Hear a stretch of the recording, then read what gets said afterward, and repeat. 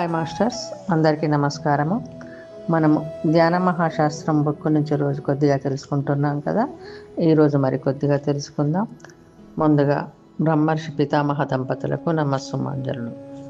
ఇంతవరకు మనము ఎందుకయ్యా మానవ జన్మ తెలుసుకున్నాం. ఈరోజు క్రొత్త పాఠాలు నేర్చుకునేటప్పుడు తప్పటడుగులు తప్పవు. ప్రతి జీవి కూడా తన ప్రగతి పథంలో నిశ్చయంగా తప్పులు చేయవలసిందే. క్రొత్త పాఠాలు నేర్చుకునేటప్పుడు తప్పటడుగులు తప్పవు కదా. అలాంటి తప్పటడుగులు పాపాలు కావు, అవి తప్పులు కావు, క్షమించరాని నేరాలు కావు. తమ తప్పనిసరి తప్పటడుగులను తామే క్షమించరాని నేరాలుగా పరిగణిస్తే అలాంటి వాళ్లకు ఎన్లైటన్మెంట్ లేదన్నమాట. అలాగే ఇతరుల తప్పనిసరి తప్పటడుగులను క్షమించరాని నేరాలుగా పరిగణిస్తే వాళ్లకు ఎన్లైటన్మెంట్ లేదన్నమాట.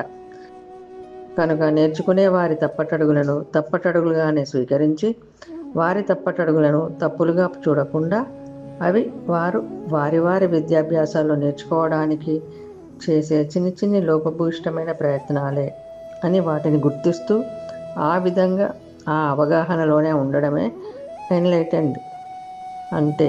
అంతేకాని ఆయా విద్యలు నేర్చుకునేటప్పుడు వారు అపస్వరాలు పలికితే వెంటనే వారి మీద పడి చీల్చి చెండాడి వాళ్ళ గొంతు పిసికి నువ్వు అపస్వరాలు పలికావు, నువ్వు పనికిమాలిన వాడివి అని నేరస్తుడిగా నిర్ణయించడం అనేది ఎన్లైటన్మెంట్ లేని వాడి స్థితి. ఒకవేళ నేరం చేసినా కూడాను దానిని పదే పదే తలుచుకుంటుండడం అనేది ఎన్లైటెండ్ స్థితి కాదు. చేసిన నేరాన్ని అప్పటికప్పుడే మర్చిపోవాలి. పదే పదే తలుచుకుంటుంటే మళ్ళీ మళ్ళీ సమయం వృధా కదా. కనుక మన తప్పులను మన పాపాలను ఏడ్చుకుంటూ నిరంతర పునశ్చరణ చేయడం కానీ, ఇతరుల తప్పులను ఇతరుల పాపాలను పదే పదే ఎంచుతూ ఉండడం కానీ, ఇదంతా ఎంత మాత్రం ఎన్లైటన్మెంట్ అనిపించుకోదు.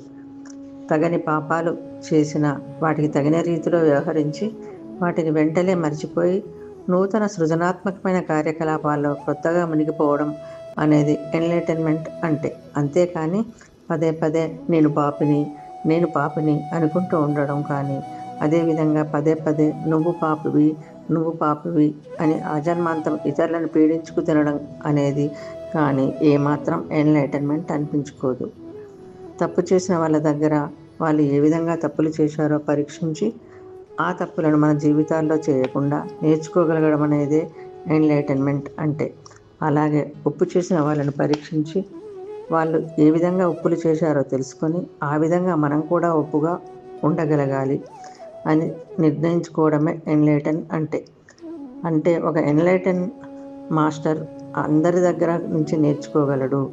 పాపాలు చేసిన వాళ్ళ దగ్గర నుంచి, పుణ్యాలు చేసిన వాళ్ళ దగ్గర నుంచి, పాపాలు చేస్తున్న వాళ్ళ దగ్గర నుంచి పాపాలు ఎలా చేయకూడదో తెలుసుకుంటాడు. పుణ్యకార్యాలు చేస్తున్న వాళ్ళ దగ్గర నుంచి ఏ విధంగా పుణ్యకార్యాలు చేపట్టాలో తెలుసుకుంటాడు. ఈ విధంగా అందరి దగ్గర నుంచి అద్భుతమైన పాఠాలను సదా నిర్విరామంగా నేర్చుకుంటూ ఉండేవాడే ఎన్లైటెండ్ మాస్టర్. ఎవరి దగ్గర నుంచి ఏమీ నేర్చుకునేవాడు ఒక చీకటి బ్రతికేవాడు, ఎంత మాత్రం ప్రకాశం లేనివాడు, ఎంత మాత్రం ఎన్లైటన్మెంట్ లేనివాడు. ఓకే మాస్టర్స్, ఈరోజు ఇంతటితో ముగించుకుందాం. తిరిగి రేపు మరికొద్దిగా తెలుసుకుందాం. అందరికీ ధన్యవాదాలు. బ్రహ్మర్షి పితామహకు నమస్కారములు. మనమందరము ధ్యానము, స్వాధ్యాయము, సజ్జన సాంగత్యము, శాకాహారము పాటిద్దాం, స్ప్రెడ్ చేద్దాం.